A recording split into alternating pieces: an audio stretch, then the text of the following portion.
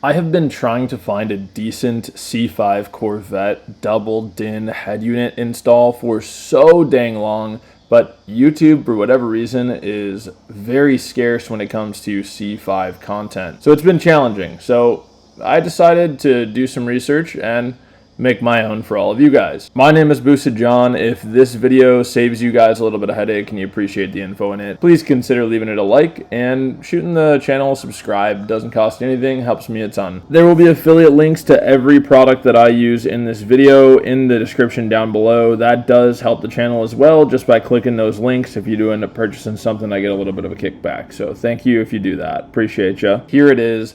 Atoto X10 head unit going into the C5 Corvette. Here's all the details on how I did it. Before we jump into the installation, I'm going to just quickly recap what we're working with here today. You can see on the left, we have a full dash bezel kit from eBay. I'll leave a link to it. The fitment wasn't amazing, but it wasn't terrible at the same time. Then in the middle in the blue bag, we have the Bose amplifier adapter conversion harness thingy. I'll leave a link to that in the description down below as well. If you do have the Bose system and you want to retain the factory amplifier, which makes the install a little bit more OEM plus, you'll need this. Lastly, up here I have the Atoto X10 head unit. This enables wireless Apple CarPlay, multiple charging ports, lots of ports on the back for if you're expanding your sound system. It has AI functionality. It even has the ability to connect like a SIM card and play movies and have auxiliary screens. Guys, like what this is capable of, I'm going to be honest with you, is far beyond my needs or my use case. But it is a gorgeous looking head unit, and I've worked with Atoto in the past. They've been awesome. So thank you to them for sponsoring this video and sending this product out for me to try. I'm excited to get it installed and tested out. So with that being said, let's jump into the installation. I started out by removing this cover using a small pry tool to gain access to the screw underneath, then popping the center console open and removing the two 10mm at the back. I'm saving everything on the passenger footwell. Then you pop this little switch panel out, disconnect the wiring connectors, save that on the floor, and disconnect the cigarette lighter power harness as well. Once that's out of the way, we can then remove these two 10mm nuts here as well, and that will pretty much loosen up everything that you need to loosen up for the center console, but I'm choosing to remove the ashtray first. That gains access to these two, it's either a T15 or a T20, I can't remember screw. I did this like a year ago, and I'm trying to remember what I did exactly for you guys.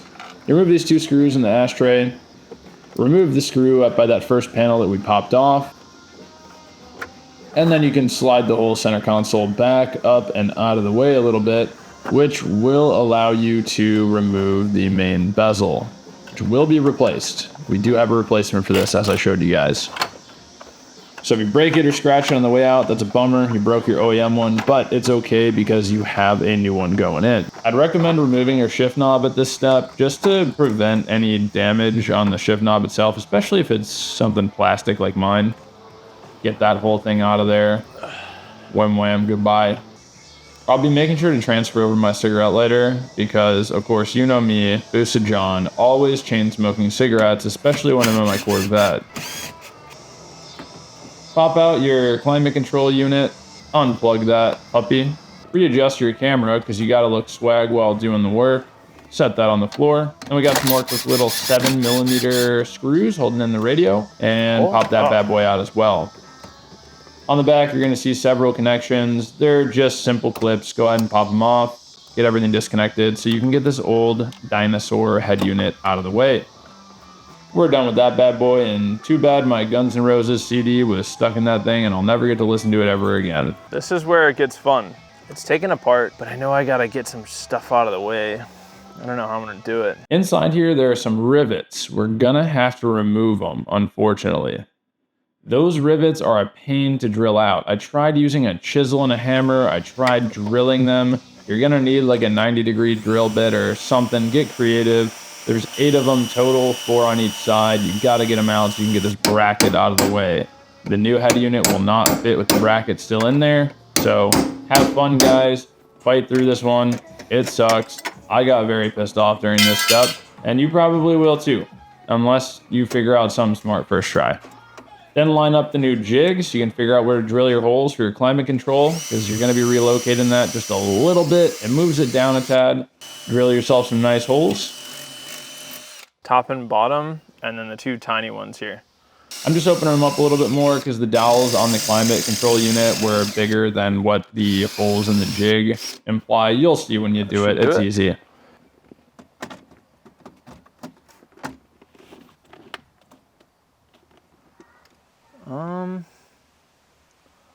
Close enough, I guess.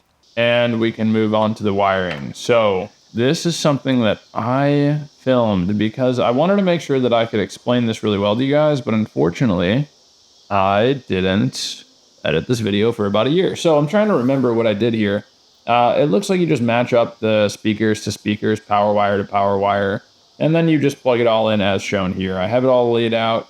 Just go ahead and copy the configuration that I have here.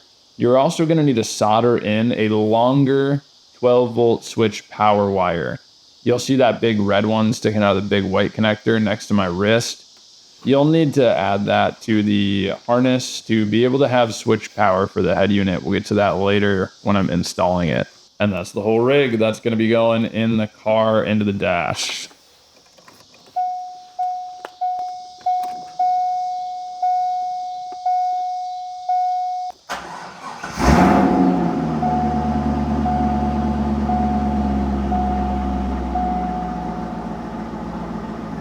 .2 volts here, so that's switch power. It's a yellow wire. It's the yellow wire. There's two yellow wires on this harness, but if you're looking at it from the back side where the wires go in, the blue thing on the bottom, it is 1, 2, 3, 4, 5, 6, 7 pins over. I'm gonna just open this insulation up. I'm gonna solder that red power wire, this guy, straight to it, and then we'll have switch 12 volt. Then we can assemble.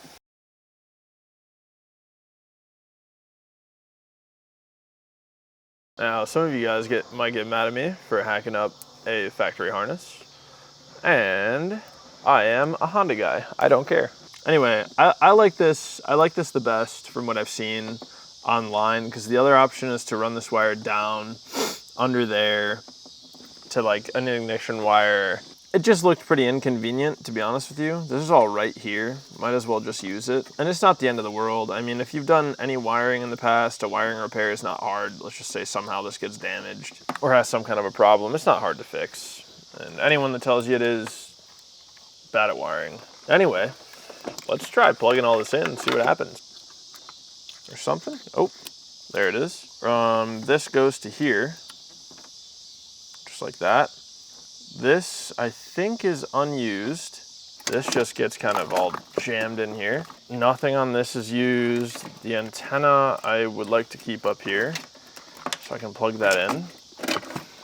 And then this just goes to the stereo. So it's like, it's literally just this and this to the stereo, and then this to climate.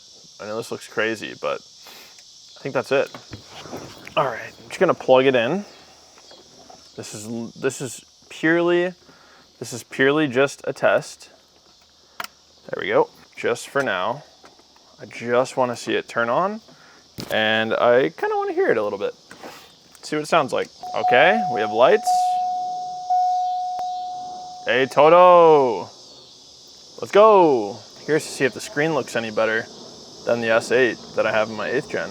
Android, that's new. The other one said Google. I may start it. Yeah, battery voltage seemed low. Gonna just let it idle. Whoa. Wow, it's fast. It feels like a smartphone, and the screen is so much more sensitive to my touch. Android Auto button right there. Okay, I gotta connect with Bluetooth. X10, connecting. We'll shut her down. Okay, this is all a bunch of gooba. All right, I'm gonna start by mounting up the climate.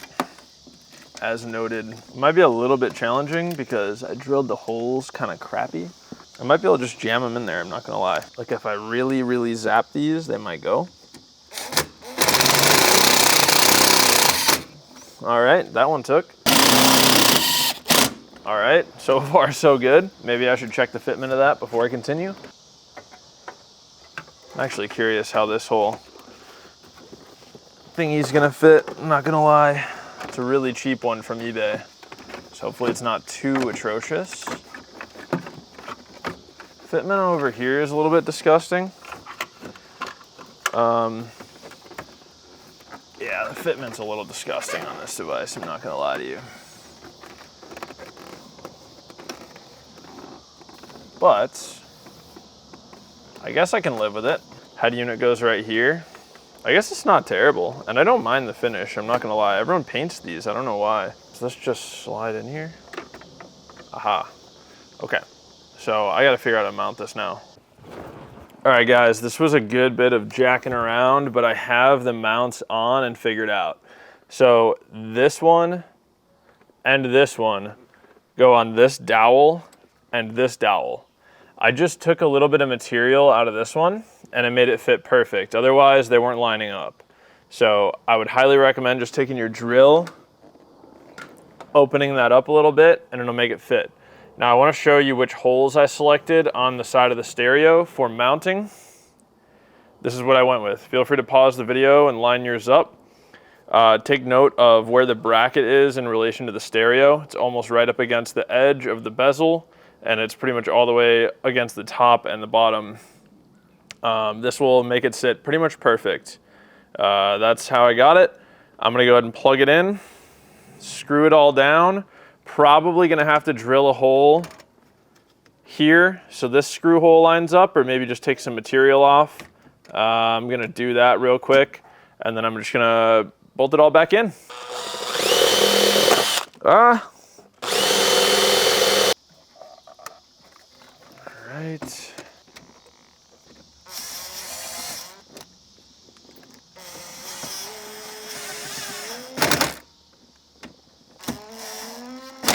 That's in. I'm gonna just be satisfied with 2.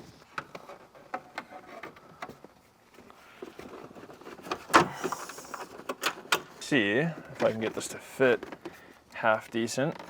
Oh, all right, that's promising.